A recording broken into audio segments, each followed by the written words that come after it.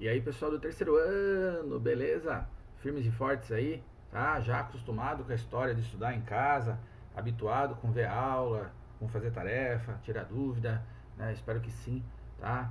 O negócio parece que vai demorar um pouquinho, né? É menos passageiro do que a gente imaginava. Tô aqui com vocês hoje para conversar da aula 19, tá? Que é uma aula que é para ser bastante fácil. A única coisa que eu peço para você tomar cuidado é que na sua apostila ela fala somente de peso.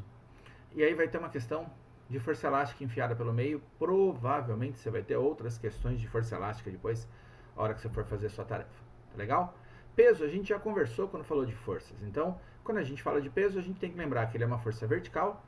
Sempre que eu estou pensando nessa história de força vertical para baixo, eu falo de objetos posicionados aqui na Terra. Nós, na Terra, olhando para objetos que estão na Terra, são submetidos à ação de uma força que é vertical. Se você soltar qualquer objeto, ele vai para o chão. Tá? Então, vertical para baixo. A aula 20 vai colocar a gente fora da Terra. Né? Então, a gente vai olhar para gravitação. Aí a gente sabe, então, que o peso tem a direção do centro da Terra, beleza? Mas, por enquanto, está valendo vertical para baixo e a sua intensidade é peso igual a massa vezes G. Sem vetor em cima aqui das nossas variáveis, né? Sem seta em cima do P, sem seta em cima do G. Então, é o cálculo do valor, da sua intensidade, do módulo. A massa depende do objeto que vai ser puxado e a gravidade é uma característica do local, uma característica do astro que você está próximo, do corpo celeste que você está próximo. Tá? No caso da Terra, a gravidade aproxima-se de 10. Beleza? Tranquilo, né? O que vai aparecer para nós nessa aula, e aí eu quero que você tenha um foco especial nisso, é a força elástica. Ele coloca um exercício de força elástica como se a gente tivesse visto. E em nenhum momento anterior da apostila tinha aparecido força elástica. Então a gente tem que dar uma olhada nela. A força elástica ela é uma força exercida por uma mola ou elástico quando deformados. Tá? Se eu pego uma mola e não tensiono, não estico ou não comprimo, tá? Não provoco uma elongação ou uma compressão, ela não vai ter força elástica. Entretanto, quando eu comprimo ou estico essa mola, vai aparecer uma força elástica que tem a direção da mola e o sentido da restituição. Observe como assim? Olha aqui, ó. Essa é a mola sem ninguém apertar nada, não tem força nela. Geralmente esse tamanho aqui a gente chama de L0. Deixei marcado aqui embaixo, ó, L0, comprimento inicial natural da mola. Aí veio uma pessoa e pressionou a mola, deformou X, ó, comprimiu X. Quando a pessoa faz isso, aparece na mão dela uma força elástica para cá. Atenção, pessoal, eu estou desenhando a força elástica, né, que a mola vai exercer na mão da pessoa, tá? Que é essa definição. A força elástica, ela sempre tenta restituir o corpo para o tamanho natural, restituir a mola para o seu tamanho natural. Então, quando você comprime a mola, ela tenta, ó, voltar para o tamanho dela. Então, ela vai empurrar a mão do cara para cá. Se a pessoa tirar a mão, ela vem. Ah, professor, nunca vi isso. Como não? Né? Você já viu pinball, o jogo? Tá? Ah, professor, só vi virtual. Sem problema. Mesmo no virtual você tem isso. Tá? Você tem lá, do lado direito do monitor, do lado direito do jogo, um botão que você puxa, você deforma uma mola, né? A bolinha vem junto e quando você solta, a mola impulsiona a bolinha para começar o jogo de pinball. Tá? Ué, então a gente tem isso. Nerf tem isso. Quando você engatilha uma Nerf, aquela arminha de jogar dardo de espuma, tá? Você engatilha a Nerf, você está comprimindo uma mola e travando. Aí você coloca o dardo aqui e você solta, ela vai impulsionar. A força elástica impulsiona o dardo. Então, quando eu comprimo a mola, aparece uma força que tenta levá-la para o seu tamanho natural. Em compensação, quando você estica a mola, vai aparecer uma força que tenta trazê-la para o tamanho natural de novo. Então a gente fala que a força elástica é uma força de restituição, uma força restituidora. Tá? Ela tenta sempre trazer a sua mola para o tamanho natural. Quando eu estico, então, um X, ela tenta trazer de volta. Quando eu comprimo um X, ela tenta trazer de volta de novo. Nesse caso aqui, você teria, por exemplo, num estilingue, né? Tá? Você pega um estilingue, vale para mola, vale para elástico, você estica o cara, coloca o objeto. Quando você solta, ele impulsiona o objeto. Beleza? Como é que a gente calcula essa força elástica? Ela é obtida pela lei de Hooke, tá? Não o Hulk, o nosso super-herói verde, mas esse Hooke aqui, que foi contemporâneo de Newton, brigou com Newton, tiveram uma discussão feia, várias, aliás. Ele sempre foi uma treta do Newton, tá? A força elástica vai ser K vezes X. Desde que a gente não transforme essa mola num arame, tá? Desde que a gente não destempere a mola, o valor dessa força elástica aqui é K vezes X. Novamente, eu não estou pondo vetor em cima, tá? Então estou falando só de valor numérico. E aí o que é cada uma dessas coisas? O Fe é a intensidade da força elástica, o valor dela. K é a constante elástica da mola. Existem molas que são fáceis de deformar e outras que são difíceis de deformar. Em linguagem popular, a gente tem mola, mole, beleza? A mola que você tem, por exemplo, aqui, ó, nessa caneta, ela é mole, ó. Eu consigo deformar aplicando a força com o meu dedão, tá? Agora, imagina que eu tivesse na suspensão de um caminhão uma mola igual a essa. Você ia colocar a carga, o caminhão ia encostar no chão. Então, a constante elástica da mola de uma suspensão de um caminhão tem maior valor do que dessa mola da minha caneta. E o X é a deformação. X é o quanto eu estiquei ou comprimi. Às vezes o X é dado diretamente aqui, ó. O cara fala, ó, deforma-se uma mola de 5 centímetros. Legal, então eu sei que o X é 5. Outras vezes ele me dá o valor do tamanho dela no começo e o tamanho no final. Então, por exemplo, ó, ela tinha 30 e eu estiquei até 35. Ué, então eu sei que o meu X é a diferença dos dois, L menos L0, ele é 5. Só para a gente poder lembrar, isso aqui, ó, é sempre em módulo, a grandeza é vetorial, né? Força a gente está medindo em módulo. Então esse X é L menos L0 em módulo, tá? Caso a gente comprima a mola, a gente não vai pôr um valor de X negativo aqui. A gente põe sempre em módulo, ok? 2 exercícios para a gente fazer. Primeiro, uma questão muito fácil, tá? Que fala de peso, que vai remeter para a gente lá a ida do homem à Lua. Fala assim, ó, quando o astronauta Neil Armstrong desceu do módulo lunar e pisou na Lua em 20 de julho de 1969, a sua massa total, incluindo seu peso, trajes espaciais e equipamentos de sobrevivência, era de 300 kg, aproximadamente 300 kg. O campo gravitacional lunar é aproximadamente 1/6 do campo gravitacional terrestre. Então, a gravidade na Lua é 1/6 da gravidade na Terra.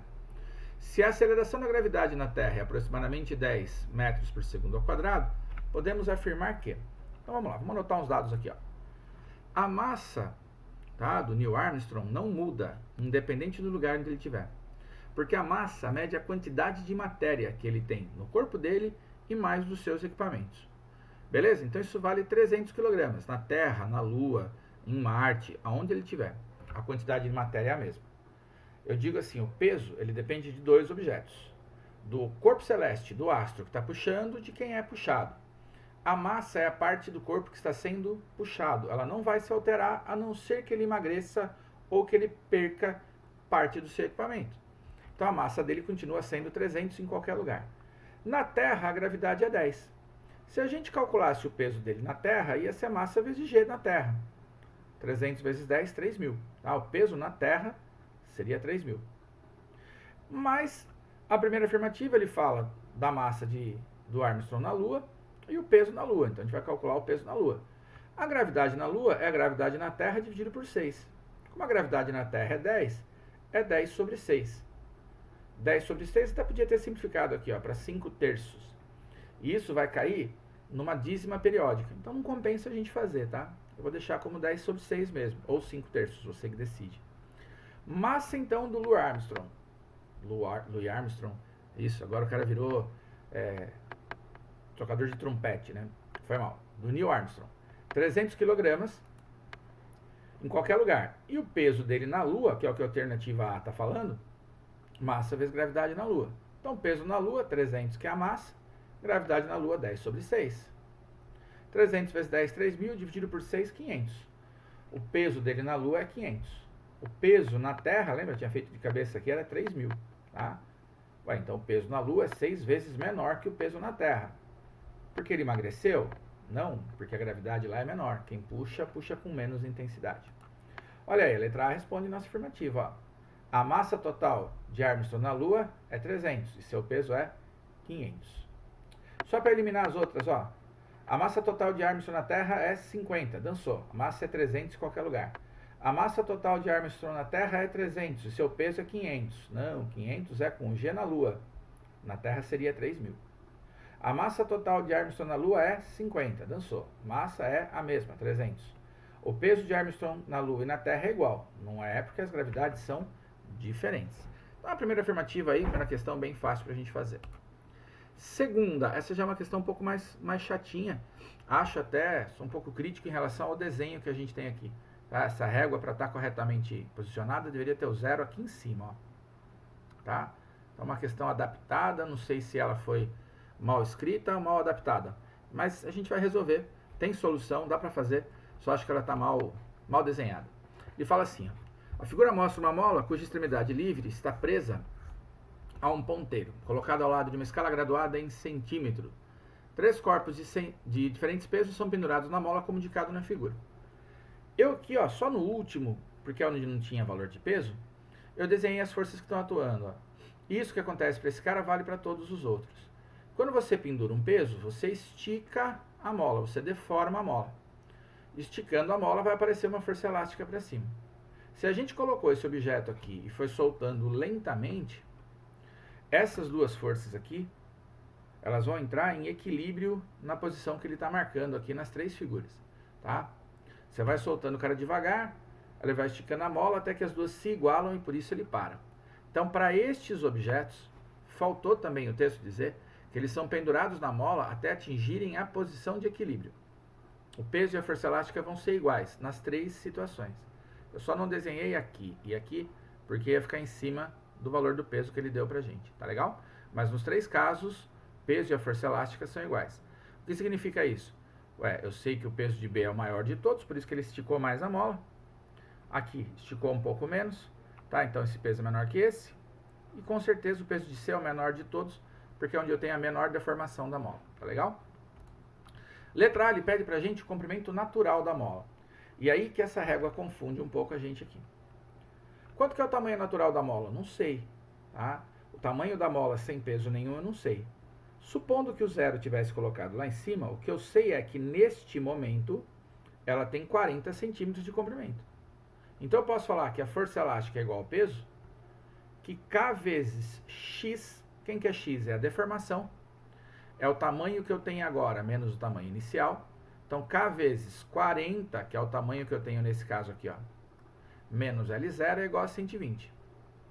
Senhor, você ficou com 2 incógnitas, K e L0. É verdade, então não consigo determinar quanto vale o L0, porque eu fiquei com 2 incógnitas. O que a gente faz? Pega a segunda situação que eu tenho aqui, ó. Na segunda situação, a força elástica também tem que ser igual ao peso, só que o peso é maior, por isso que a mola tem maior tamanho. Então, K vezes X também, 60 menos L0.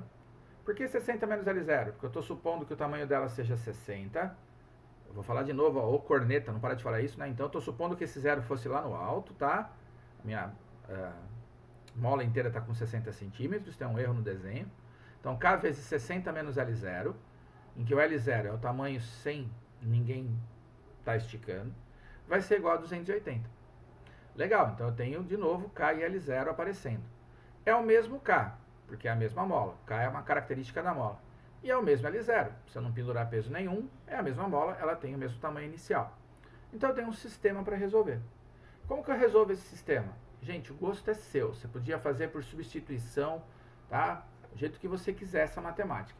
Se você não quiser ver a minha solução, quiser brincar com essa solução, aqui ó, trava o vídeo, pausa o vídeo e tenta resolver esse sistema. A minha opção da resolução do sistema é fazer a divisão das duas equações. Então eu vou dividir essa primeira pela segunda. Por que eu estou fazendo isso?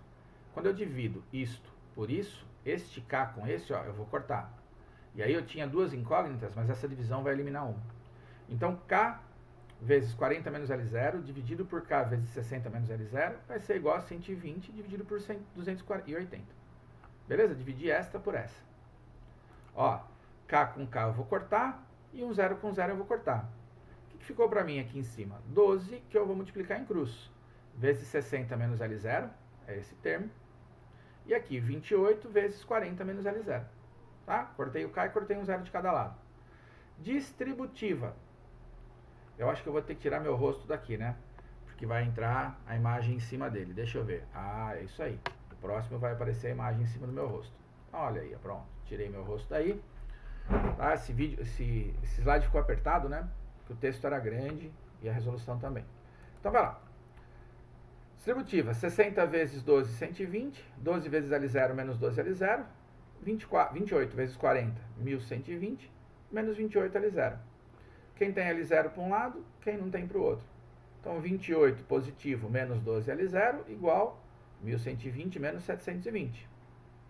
28 menos 12, 16L0. 1120 menos 720, 400. 16L0 é 400, o L0 é 400 por 16, o L0 é 25. Senhor, o que significa isso? Se eu tirar os pesos aqui, ó, tá? Deixar essa mola sem peso nenhum pendurado nela, a minha seta teria que parar no 25. Tá? O tamanho inicial dela, tamanho natural, 25. Desde que o zero estivesse posicionado lá no alto, né? Pra gente poder medir a mola toda. Beleza? Bom, letra A, chatinha de fazer, mas acabou. Letra B, o peso do corpo C. Como que eu resolvo isso? Bom, eu sei que o peso é igual à força elástica. Ué, então o peso vai ser igual a K vezes o X. K vezes 30 menos 25. Por que 30 menos 25? Ué, porque o tamanho dela aqui é 30 e o comprimento inicial é 25. Então ela deformou a diferença do L para L0.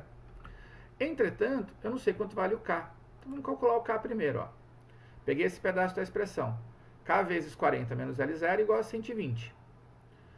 L0 vale 25, então K vezes 40 menos 25, ou seja, K vezes 15 é igual a 120. Dividi, cheguei à conclusão que o K vale 8 newtons por centímetro.